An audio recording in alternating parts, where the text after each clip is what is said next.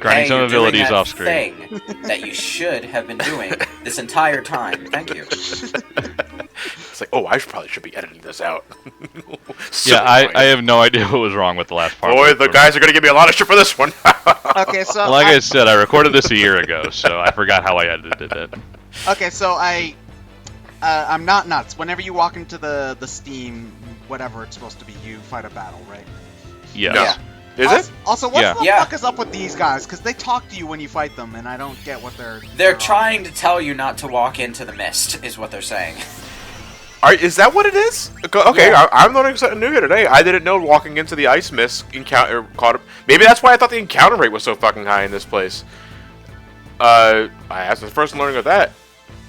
Yeah, and it's always these tusk monsters that you encounter when you walk into the mist. So. Yeah, I get some serious Princess Mononoke vibes when I have monsters actually talking to me. But most of the things in here are pretty easy. You just got to keep an eye on Vivi's MP because you basically... They're ice elementals, so they're all weak to fire. But you Yeah. need to make sure you have some on hand because there's no way... Well, there's flans in here, and the only way you can really kill them quickly is with magic, so... Yeah. I actually, most of the time, by the time I got like halfway through this place, I stopped using Vivi for regular fights and just saved him for those. So, or, I guess I could use my ethers because I had like 10 of them when I got to this place, but, that would require opening the menu, and that, like, takes work. You know that thing where there's a certain one area in the game with an ice cream scoop monster that is weak specifically to magic, and for that one area of the game you have to lean on one specific character for it? Yeah, that was the entirety of Final Fantasy X, and I hated it. I really hated it. We're probably never going to do Final Fantasy X for this channel, so I might as well bitch about it here, but Final Fantasy X had the worst enemy variety in any Final Fantasy game up to that point. Lewis, are you trying to use some reverse psychology to get us to push 10-2 up the ladder? 10-2, the gameplay is great, okay? I'm fine with the gameplay. It's just that the story and the writing and the voice acting is so terrible and the music's kind of bleh. Which kind of ruins the experience, you know? Oh, it's, like, the game, honestly, the gameplay in an RPG, it's important, obviously, but it's, if it's the skeleton of the game, but then again, if the meat is surrounding it doesn't, hold up, then you just have a skeleton. Yeah. So... I admit it, a 10-2 soundtrack did take a while for me to warm up to, but over the course of time, I did find some fascination with its more J-pop-centric focus.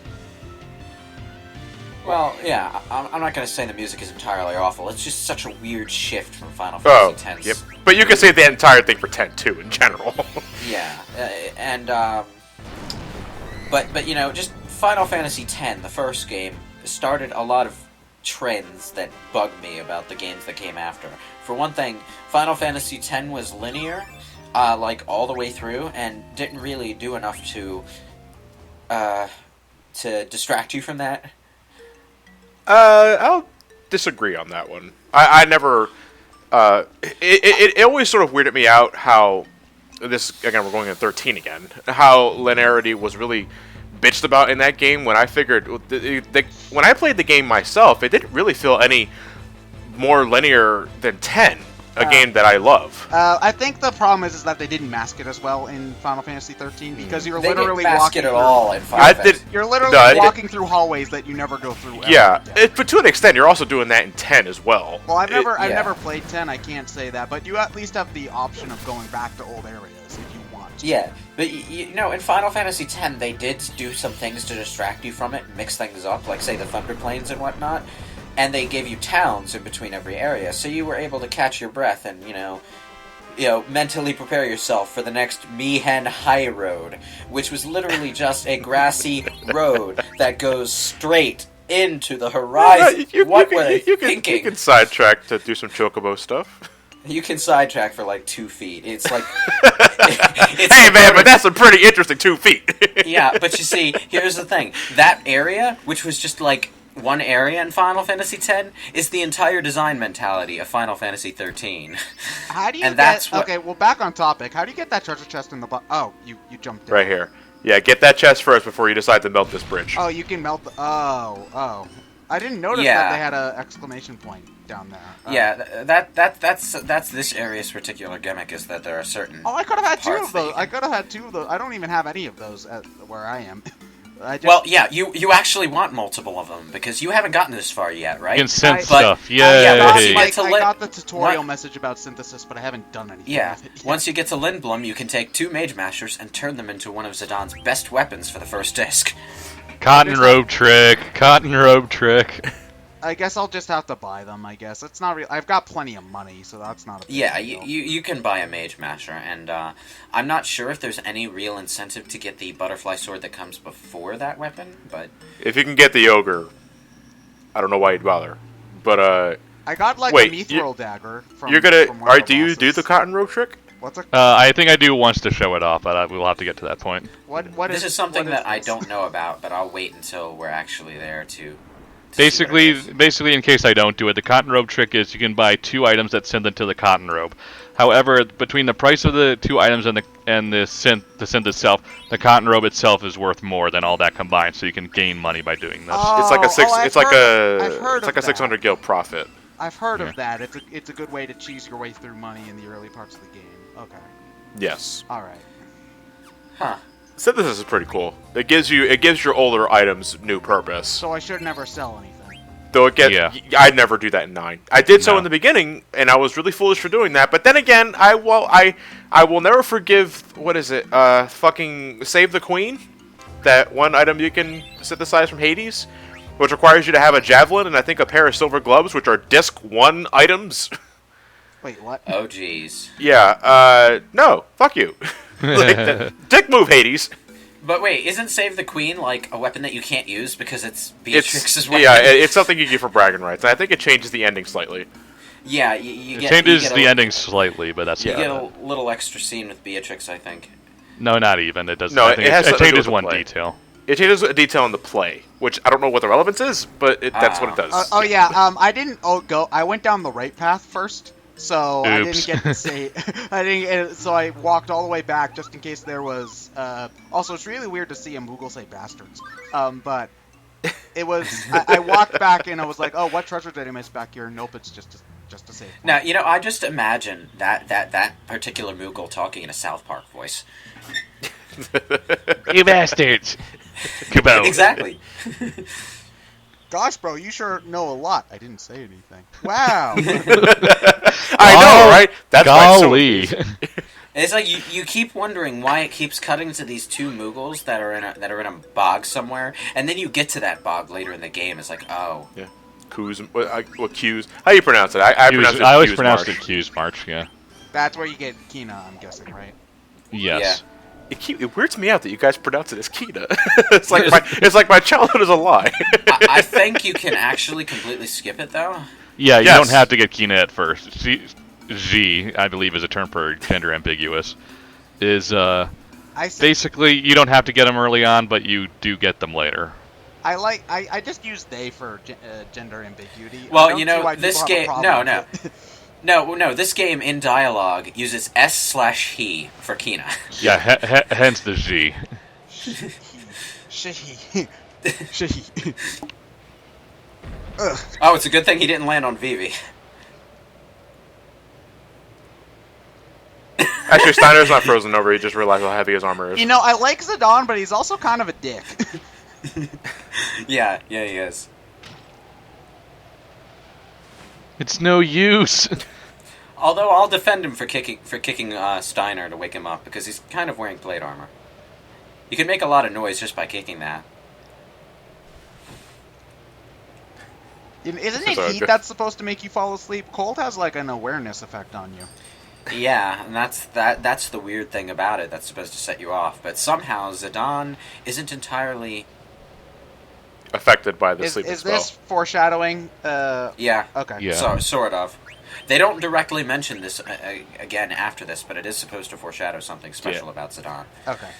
That's all it's supposed to do is make Of it. course, so is his tail. Yeah. But yeah. if the tail wasn't a giveaway.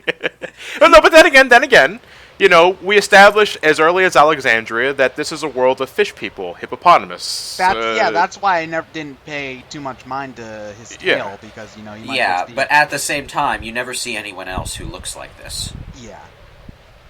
Yeah, look at those pants. One thing I want to mention about Final Fantasy IX's character design, we're going into the Black Waltz fight, but we'll have plenty of time to talk about these assholes, is the character illustrations done by Yoshitaka Amano are something else. To put it mildly. Like, okay, I'm just going to take a break from watching the video to Google Vivi. Oh, God. Yeah, this is the part where I know a lot of people kind of got stuck their first time. Oh, wow. Really? Yeah, Who was here? I died to the first Black Waltz a lot. No, I got this on my first try. I just had to use a lot of potions.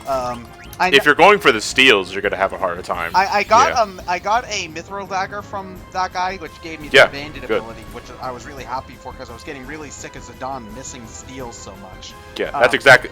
First try. Lucky. Yeah. That's the treasure for this fight is the mithril dagger. Yeah, and that's the pain in the ass thing, because you're alone in this fight. You don't have backup to cover you while you spend 3 hours trying to steal the one super rare item. No, but Ryan's got it pretty much. I think I know how this battle's going. I didn't watch this footage ahead of time. Yeah, I'm waiting for the trance to fill up. Okay, then one tidal flame. One tidal flame will take care of the Black Waltz. Sea Lion 2. So, Yeah. Oh, yeah, I think I did end up using... I think my transmitter was Ooh, almost... and I got the silk shirt. Hey, that's mine! I think, wow, you're literally taking the clothes off their backs. I didn't get everything from the Black Waltz because I believe my transmitter filled up before I could steal everything, and I didn't want to waste it because I had already been there for a while. So Again, that just goes into the problem we have with trance. I just linked you all to the Final Fantasy IX Amano artwork. Yeah. I haven't seen that in a long time, but if it's as extravagant as I remember it being, then... Oh, good God, yes. Wait, that's Trance called time. Eevee? Holy shit. Yeah. That's... Here's the thing about Yoshitaka Amano, though. He never designs the characters the way they're designed in game, unless he designed them first. And then the game designs them differently because he designed Terra to have like a specific kind of outfit and blonde hair, and then she has a completely different outfit and green hair in the game. I think they're just trying to subtly tell Amato stop. One of the things about Dissidia though is that it sort of mixes the in-game designs with the Yoshitaka Amano designs for a lot of the characters. And those are compromises I like.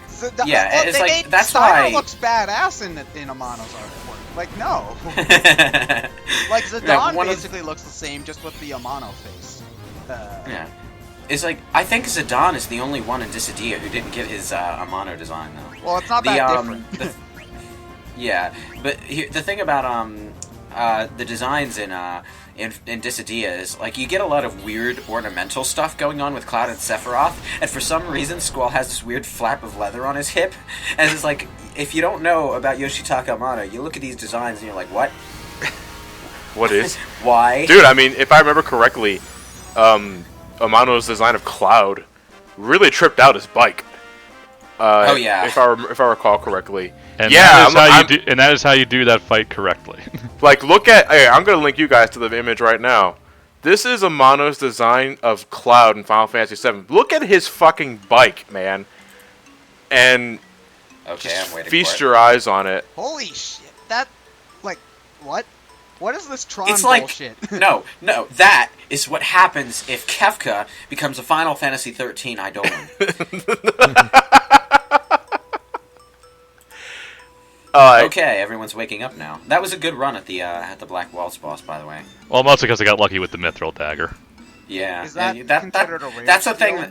That's and that's the thing steal. that's the thing that'll kill you more often than not. Because if you don't get that before you go into trance the first time, you might waste. You don't want to waste your trance in this fight because they will kill you. I never had an encounter with the Black Waltz and the Sea Lion where my transmitter wasn't close to building up.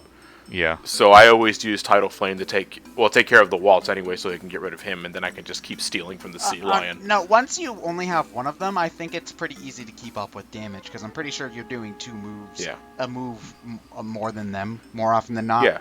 Like, And granted, if Zidane in the front row and you And I have ran into a random battle right onto the screen transition. yeah, if you have Zidane in the front row and you have a Mage Masher at this point, which you should because you find it in the chest or you stole it from earlier. I didn't have. You're doing maybe close to over 100 damage with Zidane per physical attack, and the Black Waltz only has like 300. So Yeah. he'll always be the first to draw. Strangely enough, the Black Waltz #1 is it just dies so easily. It keels over and then you're fighting its Sea Lion. And the other Black Waltzes are badass. So why is this one so pitiful? Well, it This is is the number first one. one. Yeah, He's the Raditz. it's #1 in rank, number 6 in actual ability. Oh yeah. So #1 is the Raditz. #2 is the Nappa, who puts up a fight but dies pretty easily. And then #3 is the Vegeta, who you beat like 3 times and keeps coming back screaming like a maniac because he just can't lose a fight, can he? He doesn't join the party though. We already have Vivi, who I guess is the Gohan. Sorry, no VVs. Yeah, but you know, Black Waltz #3 actually survives into Disc 2. Oh wow. Yeah, and then you have to fight him again as Garnet. It's like, what the hell? Oh, well, I saw that he didn't die. I just thought that he'd stop being relevant. No, you probably thought the same thing I did. You thought he blew up with his ship, which would make Well, sense. I thought I thought that they showed him like, curse those rotten kids or doing something to that effect. Well, we're getting close enough to that point anyway. We'll see. I don't really remember, so we'll see.